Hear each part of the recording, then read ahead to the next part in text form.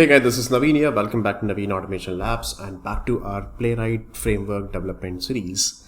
In the last video, we have created one Jenkins job and we were running our test cases on Selenium grid platform, and we were pushing the code to the master branch, and then we have created this particular job on Jenkins. So if you see this, this was the last job that we created this Jenkins setup, and we were able to successfully run the test cases from there. Now, a couple of things that we are going to do, that how to create a pipeline also, that also we are going to talk about in Jenkins, because CI/CD pipeline kind of stuff we can create that. So for example, let's see, I'll give you some structure that how to create a CI/CD pipeline, and then at the same time how will you create a blue ocean pipeline as well. So we will talk about blue ocean pipeline with the help of some declarative pipeline syntax that we are going to use it. So declarative pipeline syntax also we will be using that. Okay, so how to set up that, because sometimes when you join a company and then you are designing the framework and they are already having one CI/CD pipeline, and then you just need to incorporate your test cases with the main pipeline or with the main CI/CD pipeline instead of creating a single standalone job there. So we have seen this option earlier, job creation. Now we are going to talk about that how to create a pipeline for the Playwright script. For example, pipeline means this is a simple view of the pipeline that I really want to generate the build. It means a dev team is generating the build. After that, for example, they are deploying to the QA environment, and then we are running a regression automation test cases, and then we are publishing the report like extend report or something, and then my pipeline is getting ended. So this is a simple pipeline. Later on you really want to deploy to the dev environment stage or other production environment also, running the test cases there. That also you can do it there. So let's see how to create this. This is a blue ocean pipeline view. We will see classic view as well as blue ocean pipeline also. We will see that. Okay, so in order to do that, what we have to do, we have to go to Jenkins once again, and let's go to dashboard, and I'm going to create a new item here. And then I'm going to create, this is my, let's see, Playwright, I'll say CI, CD pipeline project, something like this that I'm going to create. Let's write underscore here. And instead of Maven project, this time I'm going to select this pipeline option here and click on OK. And when you create that, you can simply see that it's a simple configuration that you have to use that. What you just need to do here, go to the pipeline section directly, and then you have to define the definition. It means your pipeline script is coming from where, the pipeline script you want to write it here, or pipeline script is coming from the source code management. So what we have to do, Jenkins provide a pipeline script. That script you have to write in the form of a declarative syntax over here. And how exactly this pipeline syntax that you have to create, you can just write the script, you can generate the pipeline syntax also from there.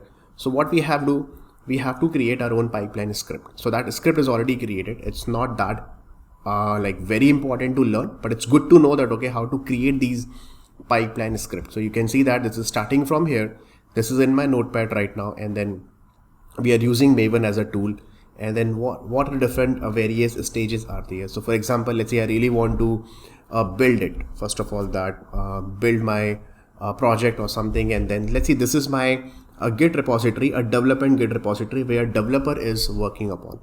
So let's see, this is, I'll open this repository somewhere in my browser, and let's see, he is the developer. Let's see, I'm working in a team, and then he is my developer, and then he has written his unit level test cases also. Here you can see that some test cases are written over here, but this guy is using @test with JUnit here. You can see that. So developers, they can use any technology. They are using TestNG or JUnit or whatever. So this is the development project, for example. So obviously I'm not going to write my test cases under the development project. This is their separate GitHub repository.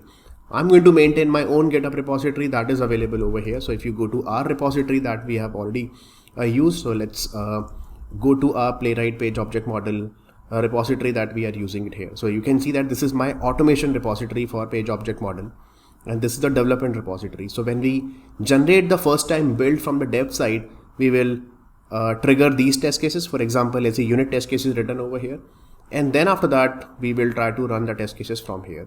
So if you see the pipeline diagram once again. See, let me just show you once again this diagram.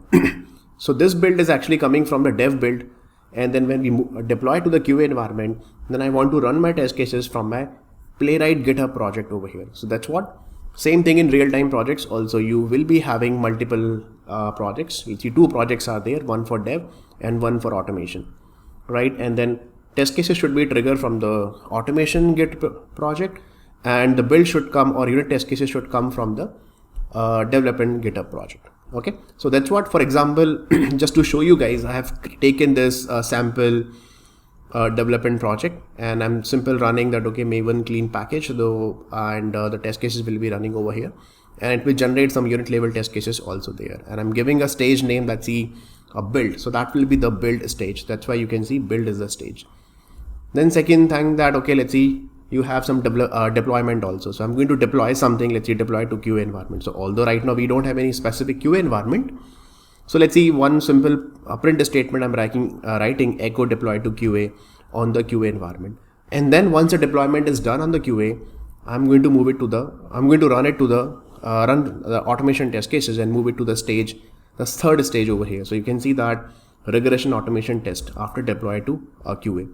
So here, obviously, we have to run the test cases with our GitHub project. So this is our GitHub project that you can see that Playwright Java page object model. So here you can see this is my repository, the automation repository that we are going to use, and then we are going to run a Maven clean install, a Maven clean test, and then where exactly your testng.xml file that you have placed. So here you have to pass -d surefire sweet XML file equal to this regression.xml file, and that XML file we are already having and configured under resources. If you see, go to our test runners and go to regression.xml file, and then we have already configured over here. And then make sure that, okay, in your POM.xml file also that you have configured the surefire plugin, and I'll share this entire POM.xml file. So we have two plugins, one is compiler plugin and one is the surefire plugin, where sweet XML file, that path also we have given here. Okay, so this is a specific path also, you can define that, or you can simply write Maven clean test also. If you don't want to give that path, that is also fine. But if, let's see, tomorrow if you have some other XML file, that also you can XML file path you can just configure here. Once the automation test cases are done, so Maven clean test will trigger my test cases. Once test cases are done, I want to publish my extend report, and I know that my extend report is getting generated under build folder. Here you can see that under build folder the extend report will be generated. So I have to configure the same exact thing here. Under build folder, you go to text execution report.html, and the report name will be HTML test extend report, or whatever the name that you want to give that. After that, if you really want to add, let's see, more stages, like let's see, deploy to stage and run the test cases once again, and then deploy to the some other environment, run the test cases once again, you just keep copy pasting these different stages, and then that's it. So this is what a pipeline script that we have written, and this is the syntax is provided by Jenkins only. So this is called a declarative pipeline syntax to generate the pipeline in Jenkins. So what exactly I'm going to do that, I'm just going to copy this entire thing. I'll share this entire code with you guys, and you go to your Eclipse, and under Playwright POM series, that project that we have created, you right click on it and go to new, and let's create a new file over here. So we have to create a Jenkins file, J capital, no extension, simple write Jenkins file over here. No .txt, no .jenkins, nothing, simple J capital Jenkins file, and click on finish.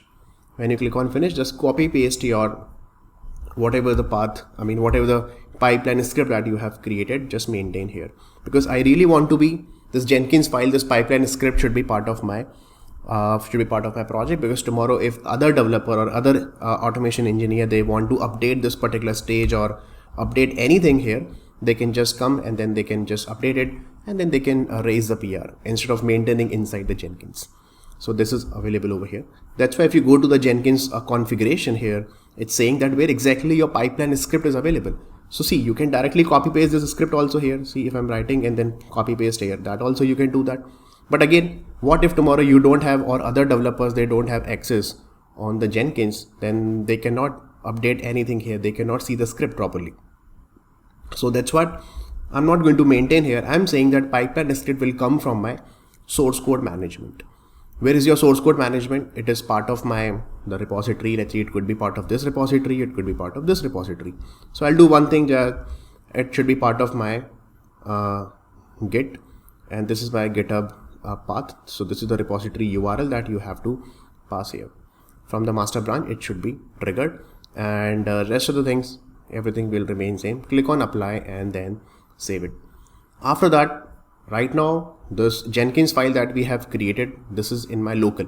So we have to do what? We have to publish the code and everything. So what exactly I'm going to do? We have to move the code to the Git repository, because right now, see, Jenkins file is not available here, and Jenkins will always pick the code from the GitHub.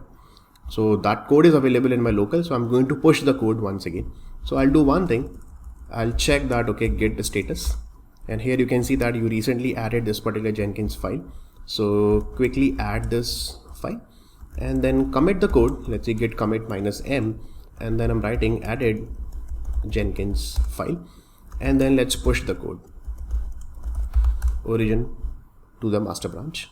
Now the latest code is available over here with the Jenkins file, and here you can just open this file, and then you can see that, yeah, my pipeline script is available here.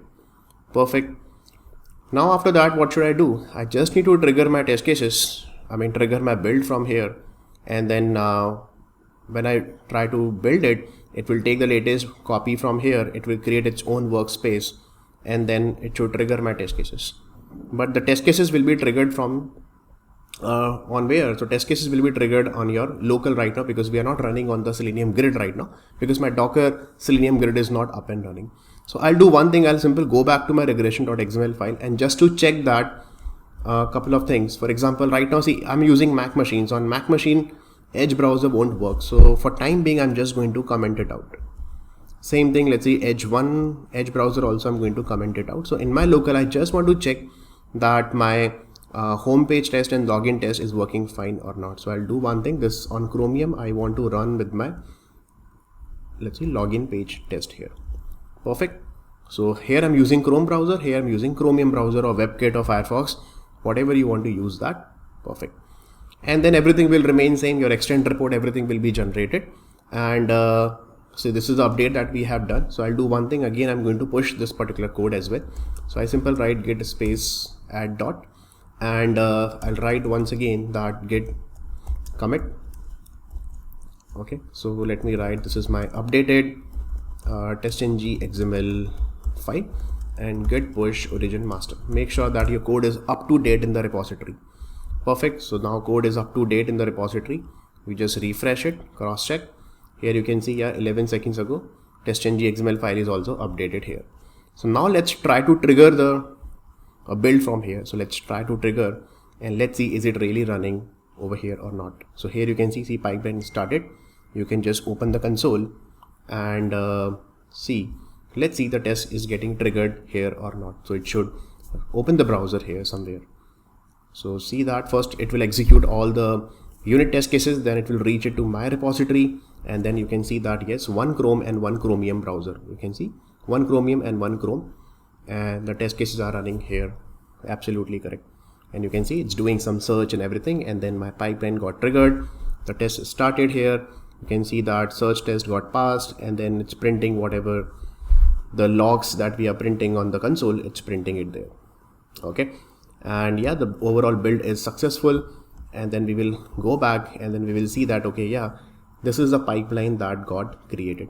It's giving the overall build is unstable. Why? Because if you see the console output, and now you can see this carefully, it's saying that Jenkins file got it from there, and then first see, this is the development repository, and then it's running the unit test cases first, that is written by the developers.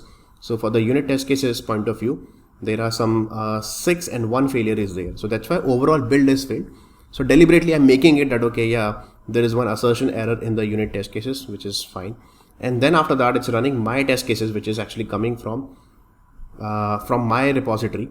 And after that, it is running the test cases after deploying to the QA. And this is my repository URL. And my Maven lifecycle will start. And here you can see it's coming to the test. And then the browser execution, the UI automation is happening here.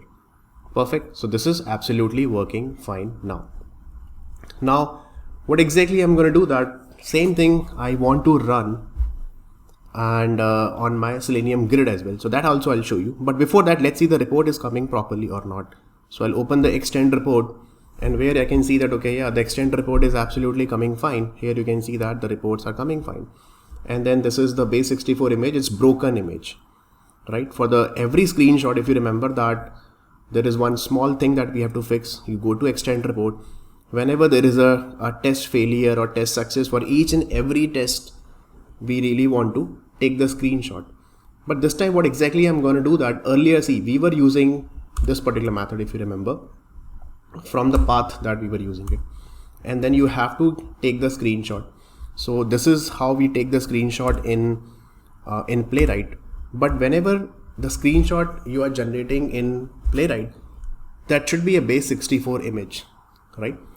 So, but here we are generating a simple path and generating the screenshot and putting the screenshot in that particular path and returning the same path over here.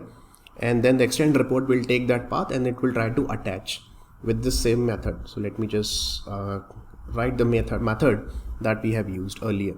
But it's giving you a broken image, something like that. See, image is not coming here for the test. So what should I do here? First of all, that we have to use another method. So instead of writing this, we have to use, see, this method, capture a screenshot from the base64 string that we have to use. So this method is also actually overloaded. You can just pass the base64 path, or you can pass the base64 path along with some title.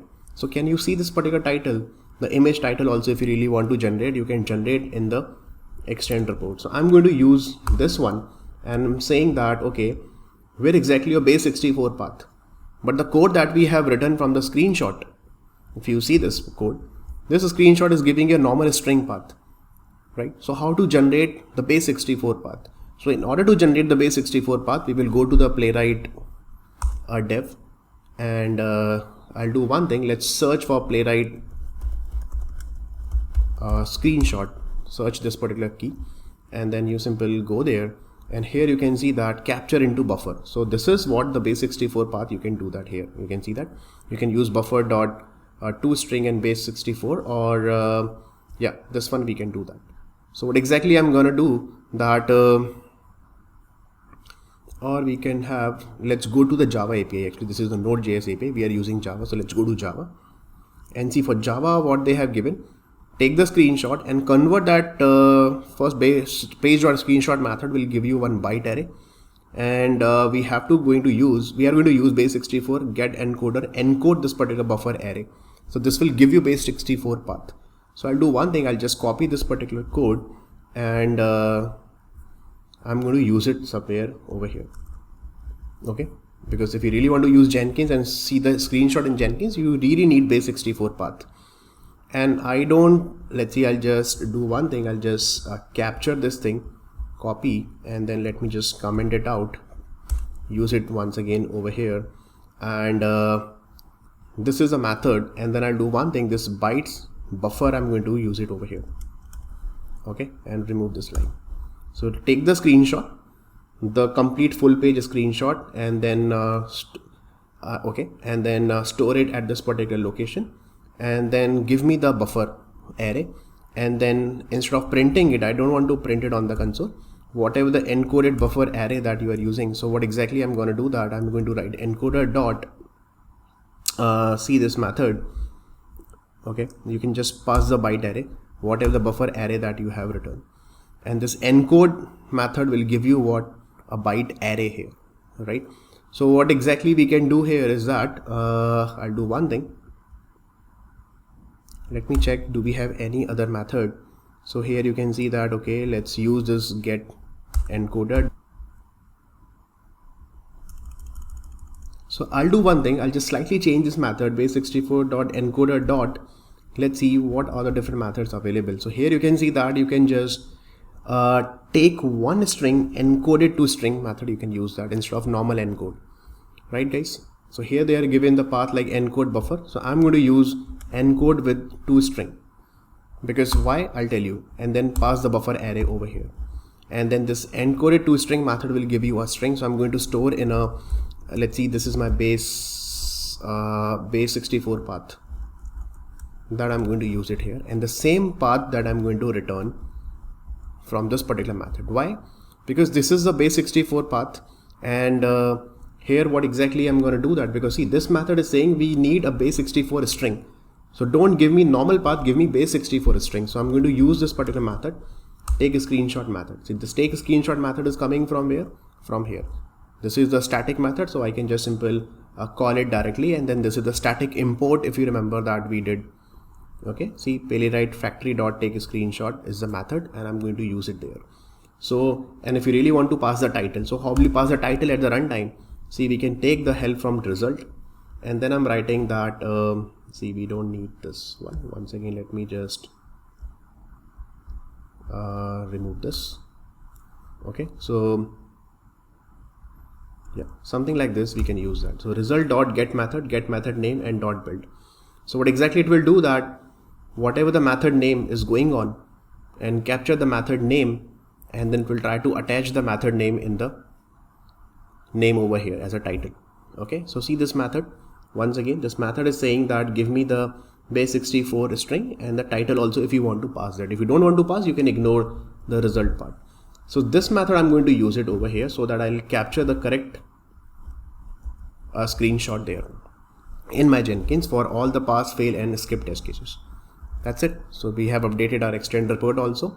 So I'm going to do one thing. I'm going to terminal, and then I'm going to push the code once again. So I'm going to write git and add space dot, and then I'm going to write git commit -m, and I'm saying that this is my updated screenshot with base 64 path, and then I'm writing git push origin to the master branch, and the push is done.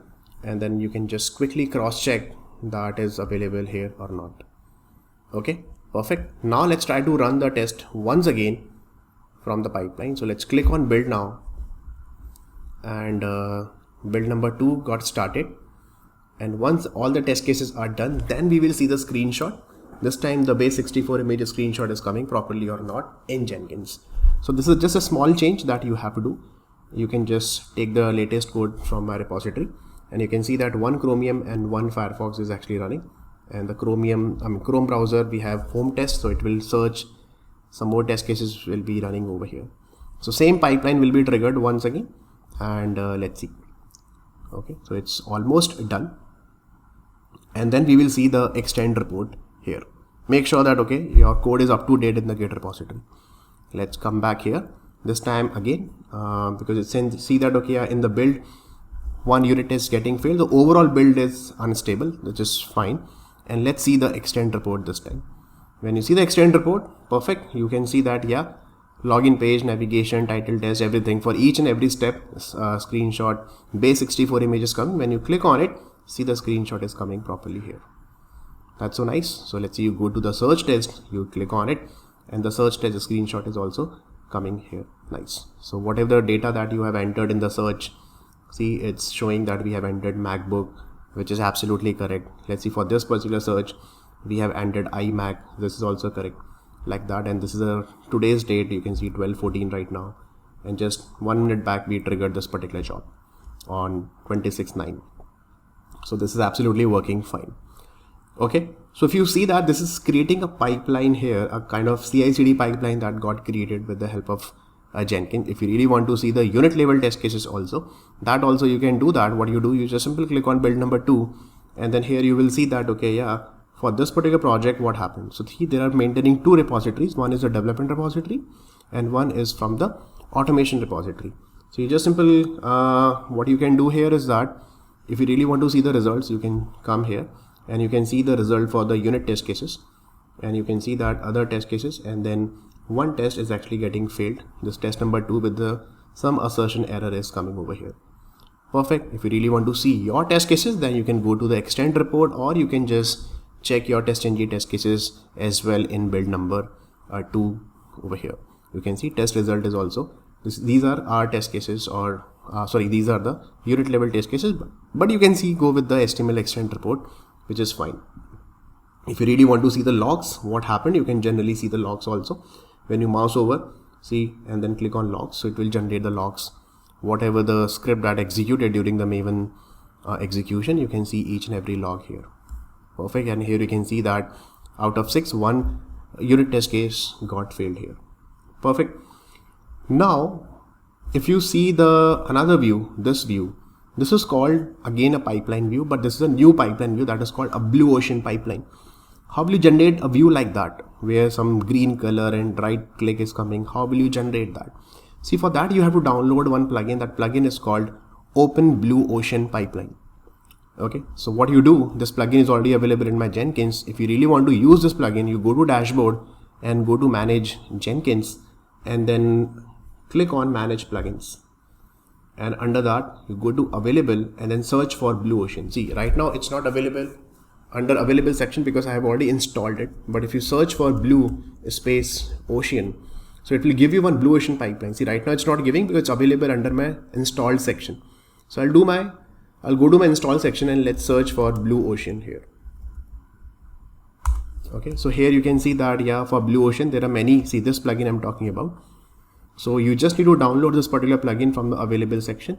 For example, just click on it and then install without restart, and the plugin will be downloaded. After that, what you just need to do, once your pipeline is getting triggered, see, this is my pipeline that we triggered 2 times, and this is my classic view. And then this Open Blue Ocean section will be displayed over here. One icon will be generated after downloading that plugin. What you just need to do, you just click on it. That's it. And here you can see that this is a classic view pipeline section. And when you click on build number 2, and here you can see that, okay, yeah, we have one build. Here are some failures, but deployed to QA, regression, automation test, and publishing the test report, it's coming here like that.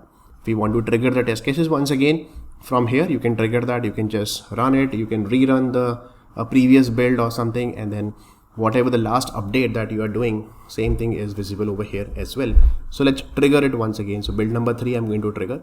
If you really want to see that, you just click on it, and here you can see that pipeline started here. So first it will do the unit level test cases, deployment to the QA is done, and then it's running the automation test cases. You want to see the logs, you can just open that and you can see the logs here and see my test cases are getting triggered. Later on, we just need to attach with the Selenium grid, run the test cases on the Selenium grid, and everything will be running on the Selenium grid. Right now it's running in my local because right now my Docker setup is not available here because we are running locally here. That we have already covered in the last chapter, and last 2 chapters we have already seen that. And here you can see that, okay, yeah, this complete pipeline is absolutely working fine here. And if you really want to go back to the classic view, you simply click on the classic view. The classic view again will be visible. You want to go back to the Open Blue Ocean, this is again the Open Blue Ocean view, and you click on it. Let's see, regression automation test cases, you want to restart once again instead of running the entire pipeline. What you can do, you don't need to run the unit level test cases or deployment is already done. You just need to trigger your automation test cases. That also you can do that. You just simply click on restart regression automation test. So see this, these 2 steps are skipped because they are already done, and then regression automation test will be done once again. Here you can see Maven clean install, and then you can see my browser is, my test cases are getting triggered once again, and then it's running login page or home page test on my respective browsers. Once this is done, all the tests will be started over here. You can see the logs. See, this pipeline is still running.